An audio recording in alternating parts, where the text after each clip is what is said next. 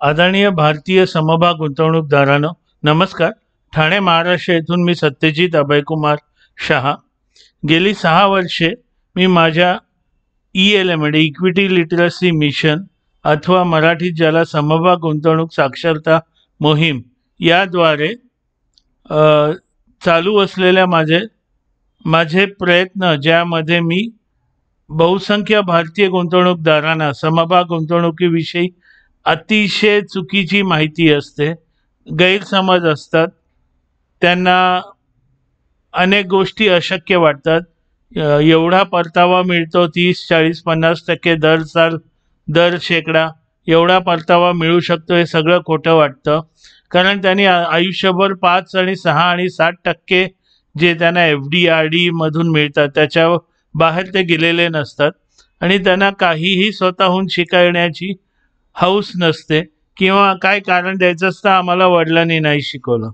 तर हे अशी अनेक अनेक अनेक कारणं आहेत आणि त्याच्यात अजून महत्त्वाची कारणं म्हणजे ते काही ज्या चुका करतात त्या त्यांना दाखवून देणं सुद्धा गरजेचं असतं. हे आपल्यालाही माहीत असेल ते की अनेकांना खरंच बोललेलं आवडत नाही, त्यांच्या चुका दाखवलेल्या आवडत नाही. पण दुर्दैवाने माझं नाव सत्यजित असल्याने आणि त्याच्यात सत्य हे ठळक आहे आणि सुरुवातच सत्याची आहे, त्याच्यामुळे मी खोटा बोलूच शकत नाही. म्हणजे असं नाही की मी जैन आहे म्हणून खरं बोलतो. दुर्दैवाने माझ्या वडिलांनी काय ओळखलेलं माहीत नाही, सत्यजित नाव ठेवलेलं. मला अनेकांनी सांगितलं की एवढं खरं तू बोलू नको. म्हणजे माझं खरं बोलणं अनेकदा माझ्या मुळावर उठतं, पण असो, काय नाईलाज असतो. तर मी बहुसंख्य भारतीयांना सुशिक्षित करण्याचा प्रयत्न करतो, कारण मी त्यांना अशिक्षितच म्हणतो, कारण चुकीची माहिती आणि त्याच्यामुळे आयुष्यात पुढे न जाणं आणि फक्त एवढ्याशा परताव्यावर खुश राहणं वगैरे वगैरे. आता आजच्या विषयाच्या संदर्भात अगोदर तुम्हाला विषय सांगतो. सेलिंग शेअर्स इन टाइम म्हणजेच वेळेत समभाग विकणे. आता आपल्याला हे माहीतच असेल की सर्वप्रथम म्हणजे मी लॉंग टर्म इन्व्हेस्टमेंट करतो आणि कुठल्याही गुंतवणुकीत म्हणजे भले short term, long term, mid term, कुठलीही गुंतवणूक म्हटलं तरी कमी भाव असताना समभाग विकत घेणं म्हणजे वेळेत समभाग विकत घेणं आणि वेळेत समभाग विकणे सुद्धा म्हणजे समभागाची किंमत वाढल्यावर विकणे सुद्धा. म्हणजे तो कमी येत असेल, त्याचा भाव कमी येत असेल तर ते त्या वेळेत विकणं हे सुद्धा जसं महत्त्वाचं आहे. तर त्याच संदर्भात अनेक जणांना समभाग वेळेत विकता येत नाही. आता त्याची काही 2-3 उदाहरणं सांगतो.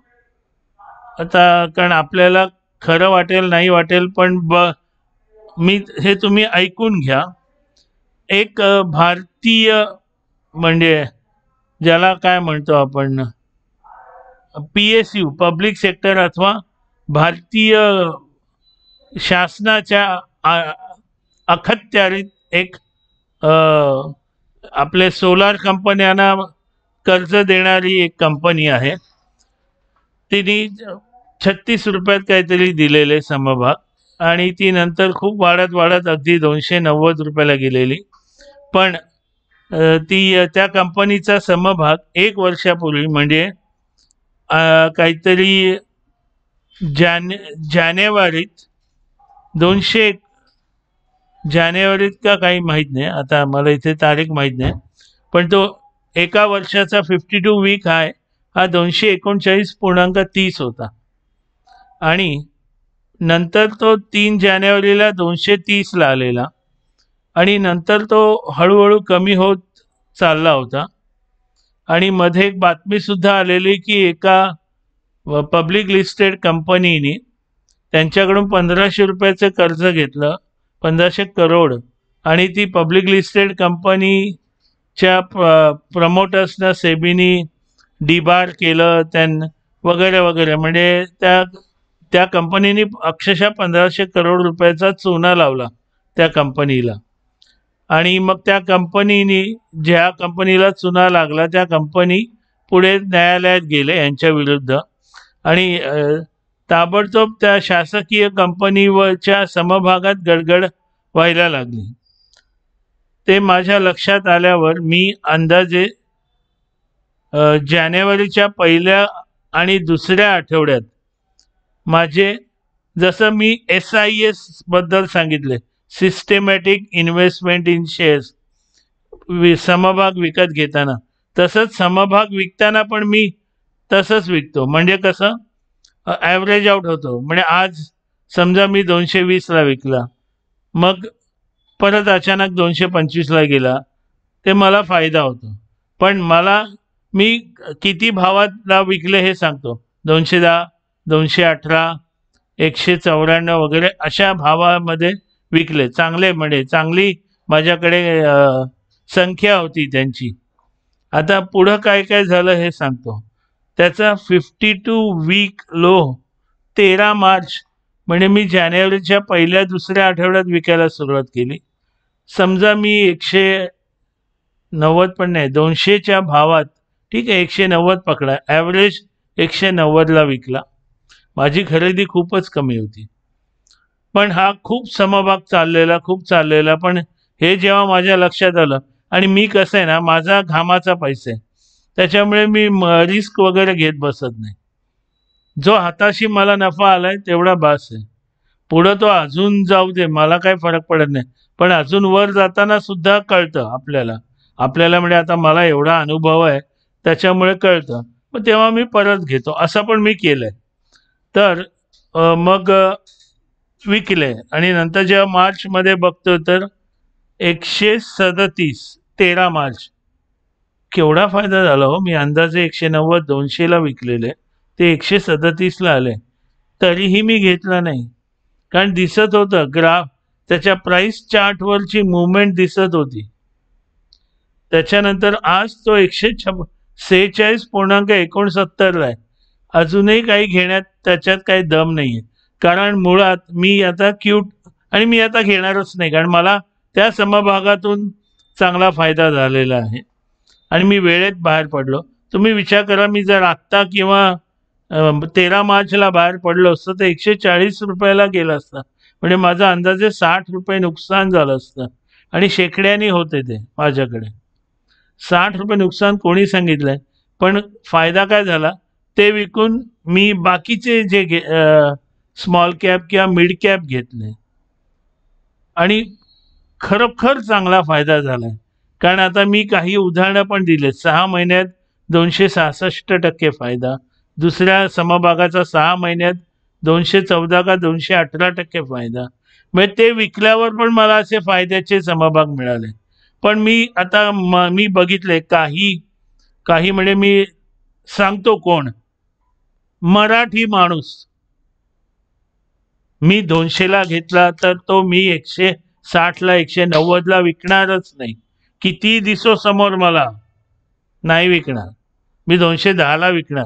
आणि तो 210ला येईपर्यंत पुढची 10 वर्ष पण समजा येत नाही तरी मी जिद्दीने तसाच बसून राहणार. मी 210ला घेणार. आणि तो खाली चालला आहे याचा अर्थ खाली पण घेतात, कारण त्या कंपनीत वाटचाल चुकीच्या दिशेने चालली आहे, त्याच्यामुळे तो समभाग खाली चाललाय. तरी हट्टाने घेतात. म्हणे मी ॲव्हरेज आउट केलं, कारण कुठेतरी वाचलेलं असतं ॲव्हरेज आउट करणं. अरे पण ॲव्हरेज आउट कुठल्या कंपनीचं करायचं असतं, जी कंपनी चांगली असते. आता मला एक ती इंग्रजी वाक्य आठवतं की नाही माहीत नाही, पण काय म्हणतात इंग्रजीमध्ये, don't try to catch falling sword. म्हणजे तलवार जी असते ती जर अशी पडत असेल खाली, तेव्हा तिला पकडायला जाऊ नका, तुमचे हात कापले जातील. आणि हीच चूक बहुसंख्य गुंतवणूक करतात. आणि मग नेहमीप्रमाणे रडत बसायचं की नाही, समभाग गुंतवणुकीत मजा नाही. कोण म्हणाला मजा नाही?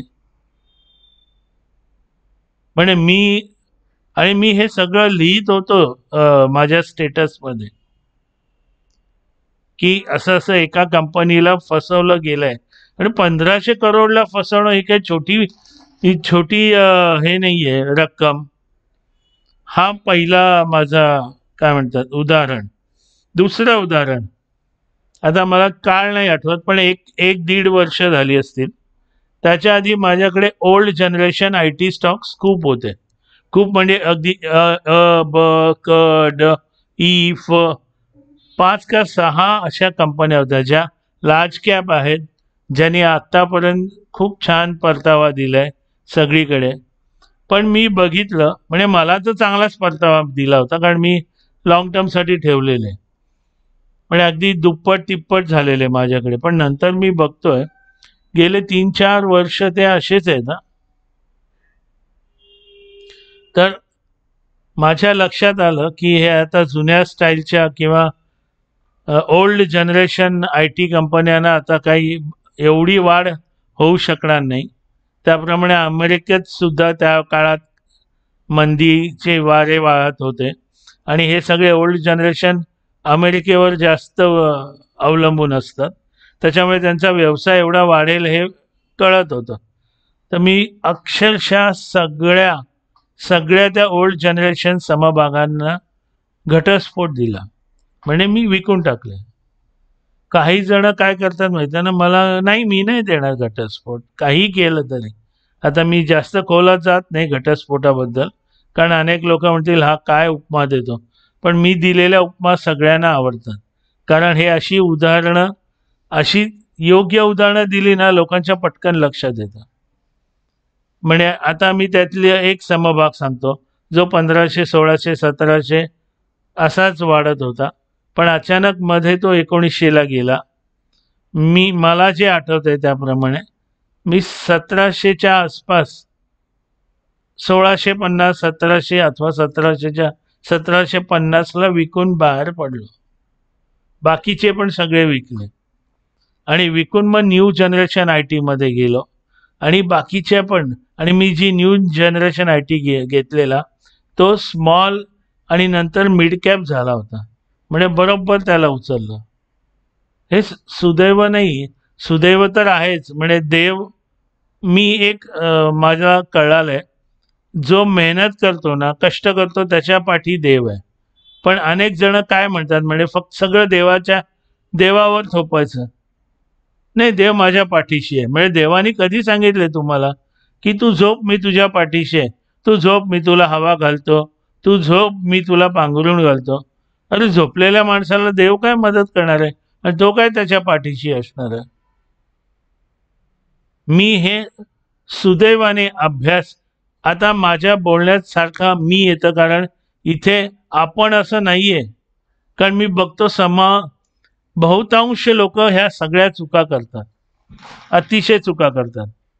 मी तर खुश आहे, म्हणजे तो अजूनही आज काहीतरी 1400 कितीतरी होता त्याचा भाव, म्हणजे तोही योग्य नाही ना 1400 भाव. एक मिनिट, ये मेरा फोन दे, ग्राफ दिखाना है. मग त्या समभाग एक त्यातल्या एकाचा, म्हणजे तुम्हाला कळायला पण असेल.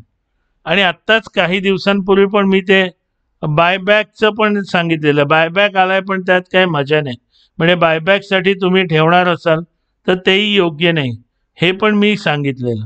म्हणजे तुम्हाला कळालंच असेल. पण मुद्दा काय, ह्या अशा चुका करू नकात. आणि नेहमी लक्षात ठेवा, चुका दाखवणारे फार महत्त्वाचे असतात. आणि खोटं गोडबोले लोक, गोडबोले, मला कोणाचं आडनाव घ्यायचं नाही, नाही तर परत माझ्या घरी मोर्चा येईल. गोड बोले म्हणजे खोटं गोड बोलणारे. मी चुका जास्त दाखवून देतो. आता जर तुम्हाला हे मी दाखवून देतो 1 वर्षात. आता हे तुम्हाला कळेल की नाही माहीत नाही. हा बघा, एका वर्षात किती, नाही दिसत, हे दिसते का आता? हां, एका वर्षात बघा हा सगळा प्राइस खाली चालली हो, खाली, फक्त खाली. काय फायदा असे समभाग घेऊन? मी ह्याच्यातून पूर्वीच बाहेर पडलो. त्याच्यानंतर दुसरा दाखवतो. हे का माहिती आहे ना, कारण अनेक जणांना हे खोटं वाटतं. हा खोटं बोलतो असं वाटतं. हो, मी खोटं दुर्दैवाने बोलूच नाही शकत आहे हो, कारण काय, वडिलांची कृपा. हा दुसरा आय टी क्षेत्रातला नावाजलेला, तुम्हाला दिसते का तो खाली खाली खाली खाली खाली खाली खाली खाली, म्हणजे हे बघा, मला व्हिडिओचं एडिटिंग करता येत नाही, त्याच्यामुळे ते मी एवढा वेळ घालवणार नाहीये, कारण मी माझा स्वतःचा व्यवसाय सांभाळून हे करतो. आता ही अशी 2 उदाहरणं दिली. तिसरं एक उदाहरण, माझ्याकडे भरपूर क्वांटिटीमध्ये एक समभाग होता जो माझा लाडका आहे आणि मला काही पैशाची गरज होती, तर मी सकाळी 10-10:30ला विकले म्हणजे 20-30 वगैरे विकले असतील, आणि एक 12:55 का 12ला 12 पाऊणच्या आसपास माहिती आली की एकाला 5 त्यांनी बोनस डिक्लेअर केला. मी लगेचच इथे बघितलं BSE आणि NSE ला समभाग तोपर्यंत वाढतही नव्हता, म्हणजे याचा अर्थ कोणालाच माहित नाही. ताबडतोब ऑर्डर टाकली, सकाळी विकलेले ताबडतोब घेतले आणि अजून जास्त घेतले, आणि 5 का 10 मिनिटांनी शेअर मार्केटला ती बातमी पसरली, ताबडतोब वाढत गेला तो. म्हणजे जेव्हा बोनस अनाऊन्स केलेला तेव्हा तो 1100-1200 होता, आणि कम बोनस म्हणजे एक्स बोनस व्हायच्या आधी तो 5000ला पोचलेला. हे सगळं योग्य आहे. आता मला कोणाचं नाव नाही घ्यायचंय, कालही माझं एका ग्रस्ताशी बोलणं झालं. तो काय म्हणे, सर ही कंपनी चांगली आहे ना. म्हटलं मी काय याच्याबद्दल काहीच सांगणार नाही, पण मला समजून आलं लोक जुनी जी अतिशय चांगली पूर्वी होती पण आता ती नाहीये, कारण सगळं त्याचे प्राइस ग्राफवरून सगळं दिसतंय, तरी त्याच्याच मागे का जातात म्हणजे मला कळत नाही. आणि मग नंतर मला दाखवतात, हे बघा, मला गेल्या 1.25 का 1.5 वर्षात अजूनही 25% तोटा आहे हो. मी समजू शकतो 24 सप्टेंबर 2024 पासून मार्केट खाली आहे. पण आता मी माझं बघतो, मी नकारात्मक नाहीये. मला सकाळी 2 का 3 जणांनी कळवलं, तेही नकारात्मक नाहीयेत.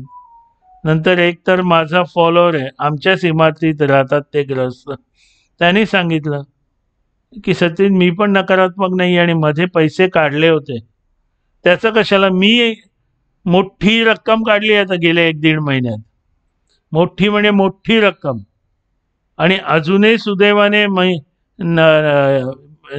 काय म्हणतात नेगेटिव्ह मध्ये नाहीये माझा पोर्टफोलिओ व्हॅल्यू. हे सगळं आदरणीय, माननीय, वंदनीय, पूजनीय मित्रांनो, एका दिवसात, एका क्षणात नाही कळत.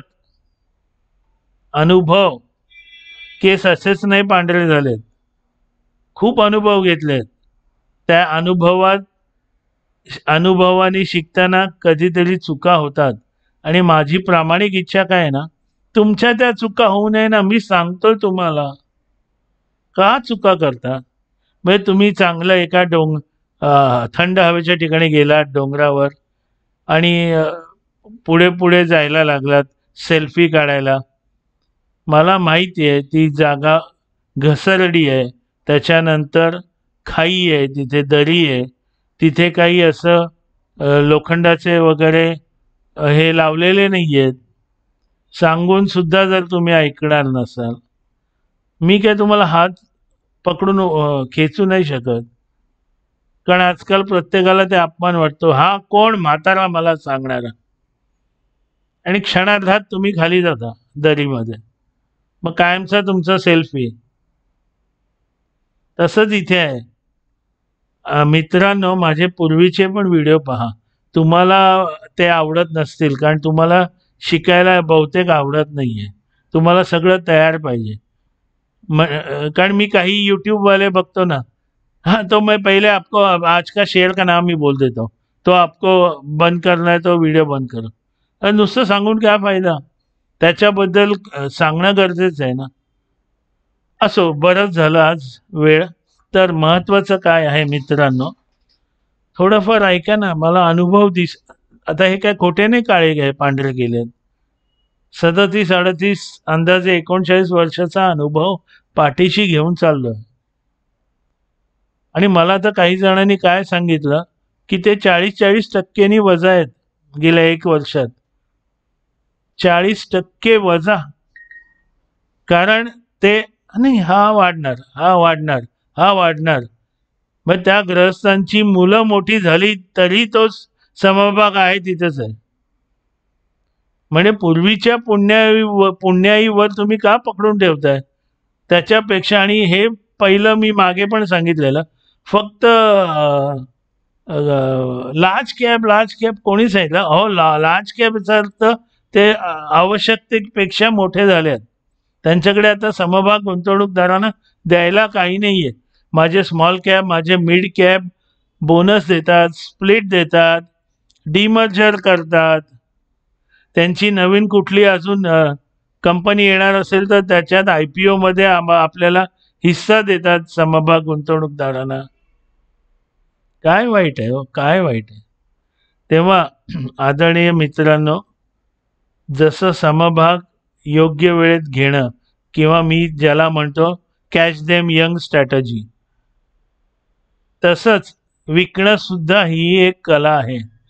मग हे तर मी नेहमीच सांगतो, and equity investment is an art, it is neither a fluke nor a gamble. पण कोणी ऐकतच नाही ना. आज वाढेल, उद्या वाढेल, त्या ग्रस्ताची दाढी वाढते, केस काळ्याचे पांढरे होतात, BP येतो, हार्ट अटॅक येतो, डिमर्जन नाही, डायबिटीस होतं, तरी तो समभाग तो असं पकडून बसतो. अरे चुकीचं आहे. आपलं कुठल्याही समभागाशी लग्न झालेलं नाहीये. आणि मी तर ताबडतोब घटस्फोट काय म्हणतात त्याला, ताबडतोब. कारण तिथे बाकीचे रांगेत उभे असतात, जे स्मॉल कॅप, मिड कॅप वेगाने जाणारे. मला वाटतं तुम्हाला हा जर जर आवडला असेल, जर तुम्ही नीट बघितला असेल, तर कृपा करून हे लोकांपर्यंत पोहोचवण्यासाठी मला मदत करा. लाईक करा, शेअर, म्हणजे व्हिडिओला लाईक करा, शेअर करा, कॉमेंट करा. त्याच्यानंतर माझ्या या चळवळीला मदत करावीशी वाटली, मी काही पैसा नाही मागत आहे, माझ्या यूट्यूब वाहिनीला तुम्ही सबस्क्राईब करा आणि त्या बेल आयकॉनला क्लिक करा. आणि तुमचे मित्रमैत्रिणी, तुमचा तर हे मित्रमैत्रिणी 100त, 1000त असतील, त्या अनेकांना विनंती करा की सबस्क्राईब करा, फक्त सबस्क्राईब करा. आणि एक महत्त्वाचं सांगू इच्छितो की सबस्क्राईब करायला पैसे लागत नाहीत. त्याच्यामुळे मला मदत करा. अजून अशाच एखाद्या कुठल्या चांगल्या विषयावर आपल्याला काही हवं असेल, मला लिहा. पण कंपनीचं नाव मागू नका, टार्गेट प्राईस मागू नका, टिप्स मागू नका, स्वतःचा पोर्टफोलिओ पाठवू नका. मी हे बघा, हे केलंय, हे केलं, ते केलंय, मला याच्यातून बाहेर काढा. माफ करा. आता अनेकांची जी मागणी होती, त्या मागणीप्रमाणे मी काल आणि परवा व्हिडिओ केले आहेत. त्यातलं एकाचं नाव आहे व्हिडिओचं माय स्टाईल ऑफ इक्विटी इन्व्हेस्टमेंट, म्हणजेच मराठीत त्याला समभाग गुंतवणुकीची माझी पद्धत. आणि दुसरा एक व्हिडिओ बनवलेला to sell wrongly purchased shares, म्हणजे मराठीत चुकून खराब घेतला गेलेला समभाग विकणे. तेव्हा मित्रांनो, पुन्हा असंच काहीतरी एखाद्या चांगला विषय घेऊन पुन्हा भेटू. जय हो.